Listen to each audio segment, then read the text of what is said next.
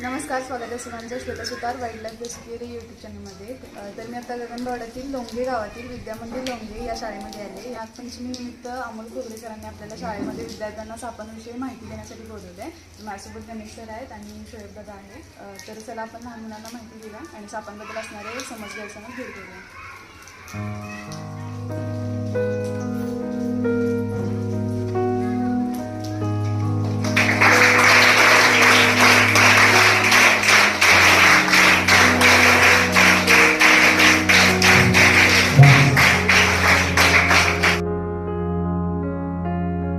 सापांविषयीची आपल्याला माहिती मिळावी, सापांबद्दलचे समज गैरसमज दूर व्हावे यासाठी आपल्याला अधिकृत आणि वैज्ञानिक दृष्टिकोन आपल्यामध्ये रुजावा, यासाठी आपण हा सर्पमित्रांकडनं या संदर्भातली माहिती घेणार होतो. त्यासाठी आपल्या शाळेमध्ये आज हा छोटा कार्यक्रम आपण घेणार आहोत.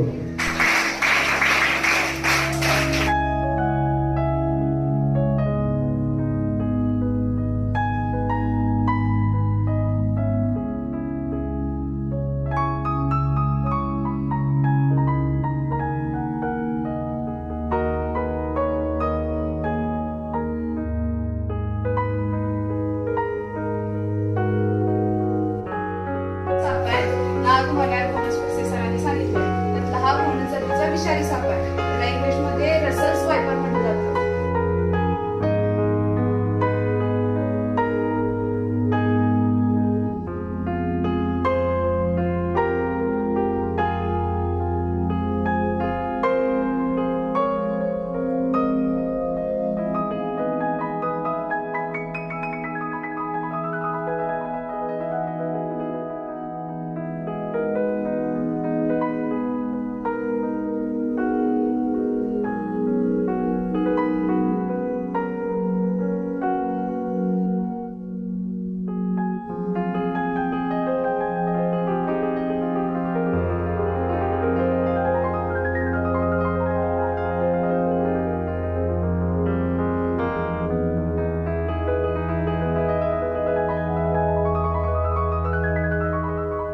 तर नागपंचमी निमित्त आपण शाळेतील मुलांना सापांविषयी माहिती सांगितली, त्यांचे समज गैरसमज दूर केले.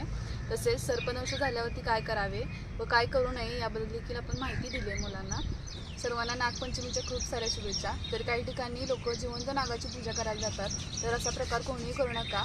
याने सापाला देखील त्रास होतो, तसंच आपल्या जीवाला देखील धोका होऊ शकतो. त्यामुळे असा प्रकार कृपया कोणीही करू नका. नागांची पूजा ही करायचीच आहे, तर आपण मातीच्या नागांची पूजा करूया आणि आपला सण साजरा करूया. तर आम्ही सर्पमित्र नागपंचमी हा सण नागपंचमी नसून सर्पपंचमी म्हणून साजरी करतो, कारण उंदराची एक जोडी वर्षाला 800 ते 900 पिल्लांना जन्म देते आणि या उंदरांवरती नियंत्रण ठेवण्याचं काम हे सगळेच साप मिळून करत असतात. त्यामुळे फक्त नागाला वाचवायचं आणि इतर सापांना मारून टाकायचं असं करू नका. सगळेच साप निसर्गामध्ये महत्त्वाचे आहेत. सगळ्याच सापांना वाचवलं पाहिजे. कोणाच्या घरामध्ये किंवा घराजवळ साप आल्यास त्याला मारू नका. जवळील सर्पमित्राला किंवा वन विभागाच्या 1926 या टोल फ्री क्रमांकावर संपर्क करा. तुम्हाला व्हिडिओ आवडला असेल तर व्हिडिओ लाईक, शेअर आणि सबस्क्राईब नक्की करा. तर सर्वांना परत एकदा नागपंचमीच्या सर्पपंचमीच्या खूप साऱ्या शुभेच्छा.